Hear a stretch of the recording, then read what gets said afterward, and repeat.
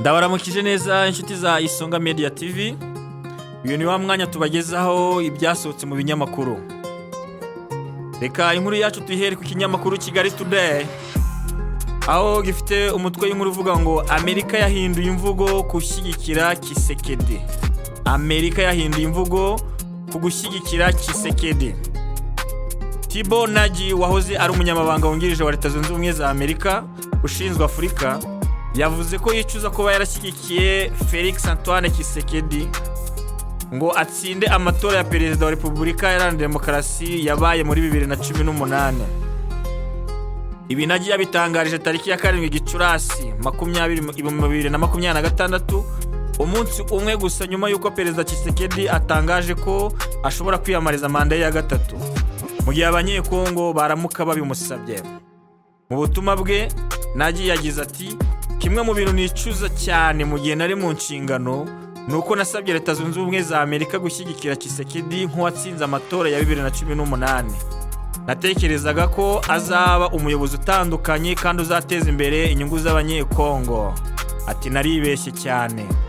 Uyu mugabo w'umunyamerika atangaje ibingibi mu gihe KISEKEDI ku munsi w'ejo yari yagiranye ibiganiro n'abanyamakuru, aho yanatanze umuburo mu gihe umutekano ukomeje guhungabana mu burasirazuba bw'iki gihugu bishobora gutuma amatora ateganyijwe mu 2028 ataba.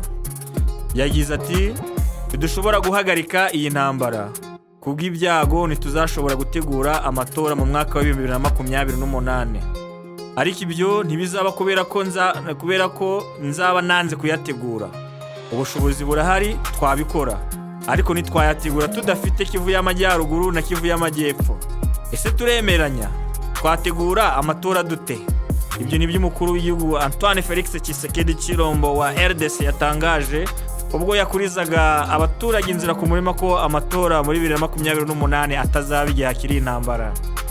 Reka inkuru ya kabiri tuyirebe ku kinyamakuru IGIHE.com, aho gifite umutwe wa turigira uti yahuzaga abakobwa bicuruza n'ibyamamare. Ubuzima bwa Slay Queen y'i Kigali yisanze igitagata.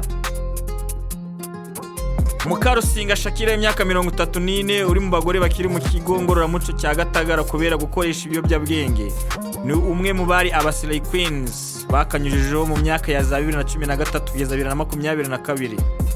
Yasobanuye ko yisanze i Dubai ahuza abakobwa bicuruza n'abagabo barimo ibyamamare.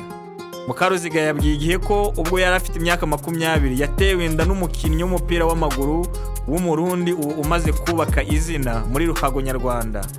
Nyuma uwo yumvaga ari umugabo w'inzozi ze atangira kumufata nabi, akajya muca inyuma akanamukubita, ahitamo kumureka aragenda.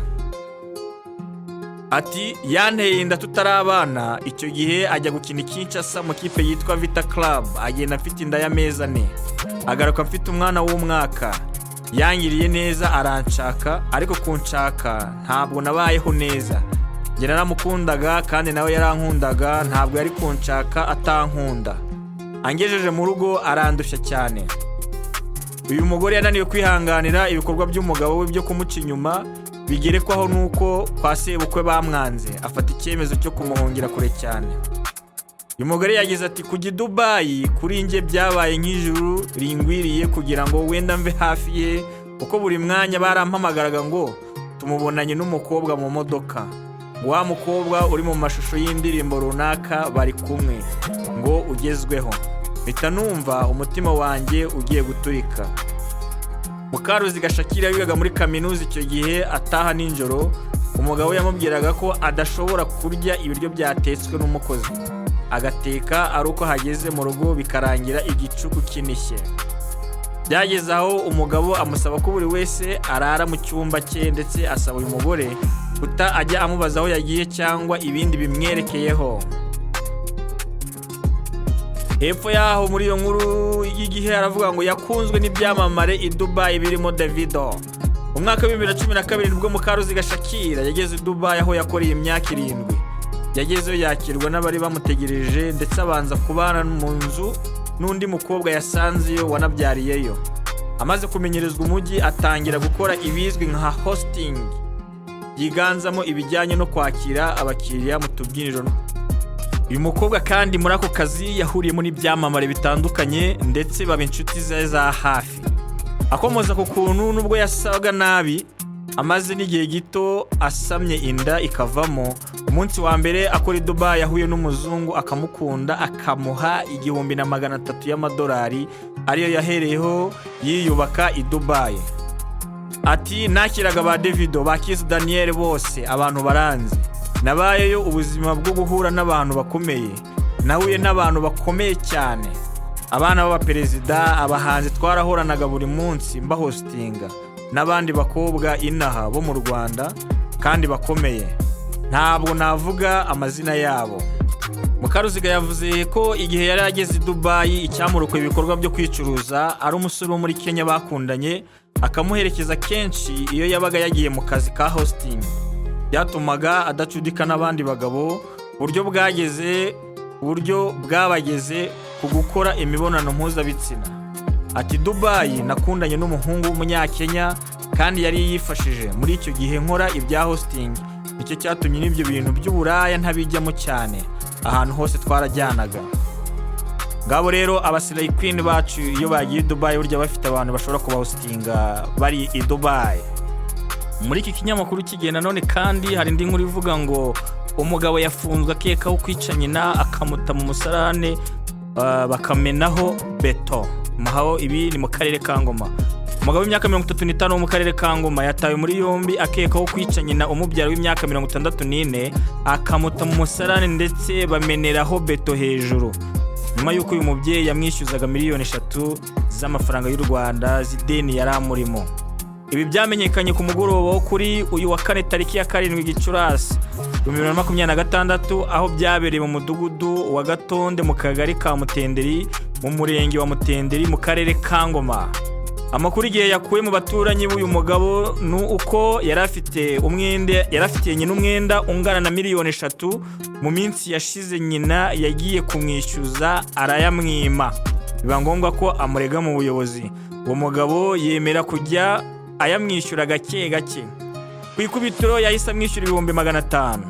Uyu mubyeyi wari utuye mu murenge wa Sake mu ntangiriro z'iki cyumweru umuhungu yaramuhamagaye kugira ngo aze amwishyure.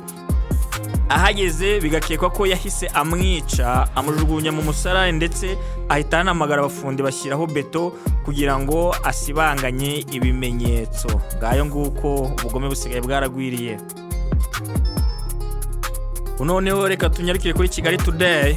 Hari inkuru ivuga ngo Karasira Aimable uzaramba yapfuye ku munsi yagombaga gufungurirwaho. Uyu Karasira mwese muramunsi yahoze ari umu-YouTubers hano mu Rwanda, yabaye umwarimu muri kaminuza y'u Rwanda azwi ku kazina ka Professor Niga.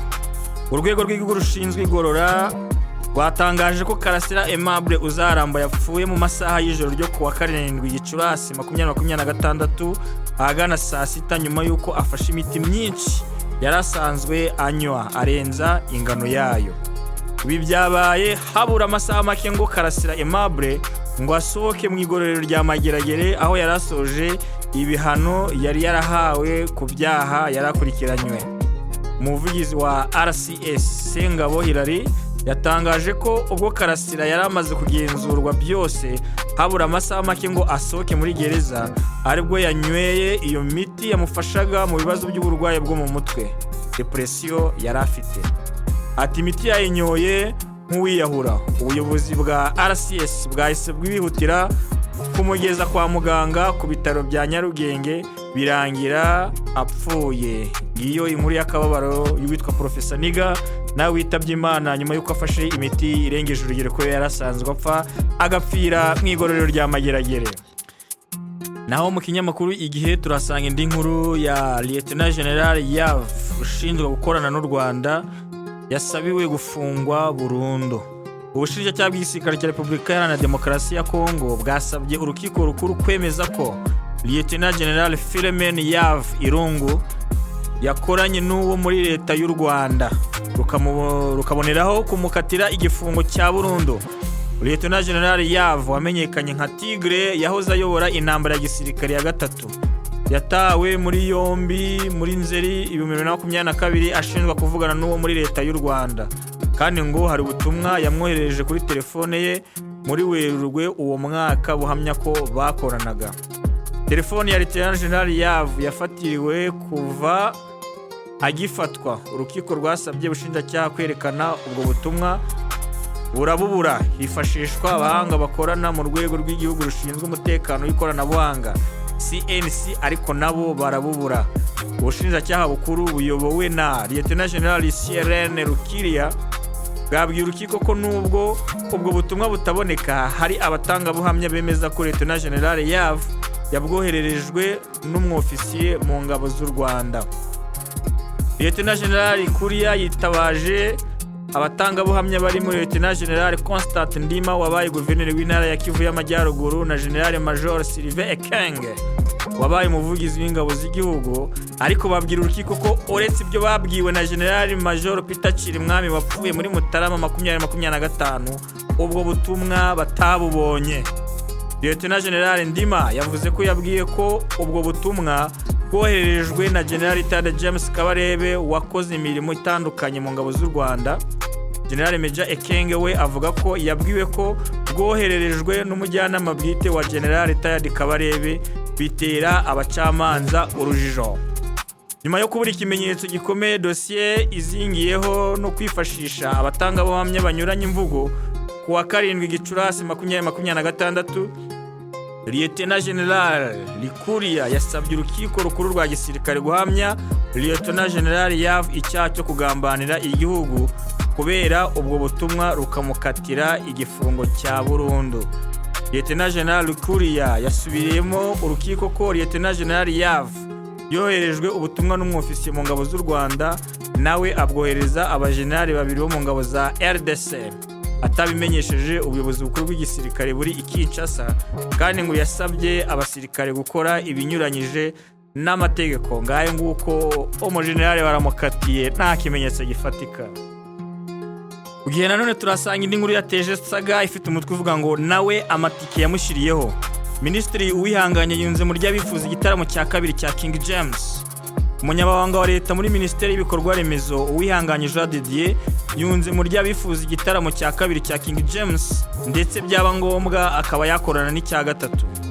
Ibi uyu muyobozi yabikomojeho ubwo yari yitabiriye igitaramo cya Genesis Comedy yari yaratumiwemo kuganiriza urubyiruko rwitabiriye iki gitaramo cyabereye muri Kigali mu ijoro ryo ku wa 7 Gicurasi 2026. Aha yasubizaga ikibazo cy'uwari umubajije uko yakiriye kuba King James yarakoze amateka nk'umuhanzi wujuje bwa mbere Beka Arena mu gihe cy'iminsi 3. Minisitiri Uwihanganye yabanje gukomoza ku buryo nawe amatike yamushiriyeho ati narabimenye, ikintu cyantunguye mbimenya nuko ngewe n'umugore wanjye twateguye kugura amatike tukibona akibyamamaza tukibaza amatariki mbona banditse ngo sold out. Ati tukibaza amatariki mbona banditse ngo sold out.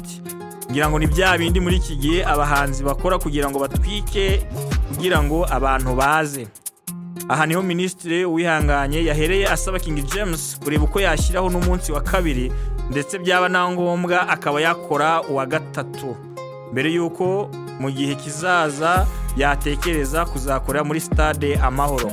Ati King James nashyireho umunsi wa 2 wenda ashyireho n'uwa 3 buri ubutaha nge umbajije icyo nifuza kuzabona mu bahanzi nyarwanda iriya stade Amahoro kubatse ituvuna. Turashaka umuhanzi umwe w'umunyarwanda uyuza wenyine tukaza mushyigikira. Minisitiri Wihanganye kandi yatunguriwe muri iki gitaramo na Bulldog asanzwe afana waje yicarira inyuma mu bafana, bityo igihe yaratangiye kuganiriza urubyiruko uyu muraperi ahita amusanga ku rubyiniro. Nk'umuyobozi muri Minisiteri y'Ibikorwa Remezo Uwihanganye yanabonyeho kwibutsa urubyiruko kwitwara nk'ukuri mu bihe bidasanzwe cyane ko ari byo isi yose irimo kubera intambara zinyuranye zikomeje kuyugariza. Nanone ikinyamakuru IGIHE cyasimbukiye muri football nuko kigira umutwe ugira uti ni nko gukina n'ikipe y'igihugu ya Sudan. Taribo wa APR FC nyuma yo kunganya na Al Hilal. Umutoza wa APR FC Abdelrahman Talib yagaragaje ko gutsindwa ibitego 4-0 byatewe no kubura abakinnyi beza mu bo agenderaho ndetse bihurirana nuko Al Hilal nk'ikipe y'igihugu ya Sudan kandi ifitemo abanyamahanga. Yabitangaje mu kiganiro n'itangazamakuru cyabaye nyuma y'umukino w'umunsi wa 30 wa Beka Pro League wakiniriwe kuri Kigali Stadium kuwa kane tariki ya 7 Gicurasi 2026.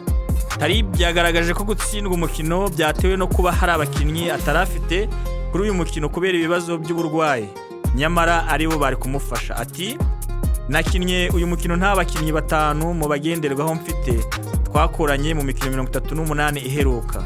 Ntabwo byoroshye gusimbuza abakinnyi nk'abo by'umwihariko mu kibuga hagati. Niba udafite Jean Bosco Ruboneka, tudafite Ronald Sekigenda, tudafite Tongwi William ku mwanya wa rutayizamu, tudafite Clement Nigena mu bwugarizi n'ubunararibonye afite, ubwo dufite ba myugariro babiri gusa badafite ubufasha, kandi uwo ni Clement. Ibi rero nibyo umutoza yatangaje. Gusa mbibutse ko amakipe yo muri Sudani kuva yagera mu Rwanda byabaye nka kwa kundi bacumagani ngo nta wakwisha mu bunyobwa. Byagaragaye ko amakipe yo mu Rwanda gifite urugendo rurerure ndetse afite byinshi byo gukosora muri football. Muri iki gihe kandi nanone isi yugarijwe n'intambara. Ikinyamakuru IGIHE cyateruye inkuru umutwe ugira uti Turikiya yamuritse misile ikangaranya benshi. Turikiya yamuritse misile iri gukora ya mbere yambukiranya imigabane ICBM yiswe Yildirim, ishobora kurasa mu ntera ya kilometero 6,000 ku buryo uretse ku mugabane wa Aziya yagira no mu Burayi na Afurika. Iyi misile yamuritswe kwa 6 Gicurasi 2026 mu imurika mpuzamahanga ry'intwaro rihuza Aziya n'Uburayi rizwi nka Saha, yabereye muri Istanbul muri icyo gihugu. Ni imurika ryitabirwa n'ibigo bikora ibikoresho bya gisirikare hagamijwe kugaragaza izigezweho n'ikoranabuhanga ryabyo. Al Jazeera yanditse ko iyi misile ya Turikiya ishobora kugenda ku muvuduko ukubye inshuro 25 uwijwi, ikagira moteri enye zifasha kugenda n'ubushobozi bwo gutwara intwaro, ifite ibiro 3,000 mu gice cyayo cy'imbere. Ngayo nguko mu gihe abaninza arenda kubica turi kutabaza ko intambara mu muhoro wa Hormuz imeze nabi, ibintu biri gucika, abandi nabo bakomeje gukataza mu gukora intwaro zizakomeza gutuma ubuzima bugorana kuri iyi si. Nshuti bakunzi ba Isonga Media TV, reka inkuru ya nyuma tuyikure kuri Kigali Today ifite umutwe uvuga ngo HEC yasabye kaminuza ya IRK kongera ubushobozi bw'abarimu n'ibikoresho. Ikigo cy'igihugu gishinzwe amashuri makuru na za kaminuza HEC ubufatanye na Minisiteri y'Uburezi bakomeje gahunda yo gusura ayo mashuri no kugenzura ireme ry'uburezi rihatangirwa mu rwego rwo kuganira ku mbogamizi zihari no gushakira hamwe ibisubizo. Ubwo basuraga kaminuza yigenga ya IRK iherereye ku Gisozi mu mujyi wa Kigali, umuyobozi wa HEC Dr. Edouard Kadozi ari kumwe na Minisitiri w'Uburezi Joseph Nsengimana ndetse n'ushinzwe kaminuza ya IRK Professor Dr. Rwigamba Barinda n'abayobozi n'abarimu muri iyo kaminuza. Baganiriye ku bibazo rusange bireba amashuri makuru na za kaminuza, harimo ibijyanye n'abarimu bakeneye ubumenyi bwisumbuyeho ndetse n'ibikoresho bihagije kandi bijyanye n'igihe. Sinasoza inkuru z'uburezi nakubwiye ko ahantu honyine umwana washobora kwiga akavuga icyongereza neza, akavuga igifaransa neza, akamenya science, akagira discipline muri iki gihugu ari nahandi ari kuri Maranatha High School iherereye mu karere ka Rubavu umurenge wa Rugerero. Turabibutsa ko ibingibi tuba twabasumiye ibinyamakuru ari incamake, muraza kubona link y'ibi binyamakuru hasi, mushobora gusoma izi nkuru ku buryo burambuye mukimenyera byinshi kurenza ahangaha. Bakunzi ba Isonga Media TV, reka dusuriza ahangaha ikiganiro nakagaruka. Tubibutse ikiganiro muzajya mugikurikirana buri munsi mu gitondo na nimugoroba. Tubifurije kugira ibihe byiza.